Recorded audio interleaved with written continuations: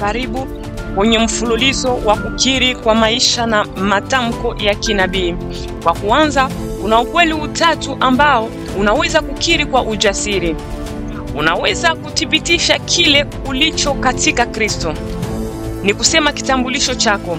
Unaweza kukiri ile ambao unaweza kufanya katika Kristo. Ni kusema uwezo wako. Na kwa mwisho, unaweza kutangaza kile ulichokuwa nacho katika Kristo, yaani mali zako. Ninakusihi kuanza kukiri ile ambao Mungu anasema katika neno lake ambao wewe upo. Ni kusema hiyo kitambulisho chako. Unaweza ukakiri kile ambacho kweli wewe uko katika Kristo. Ni kusema nimezaliwa upya na mimi ni mwana wa Mungu.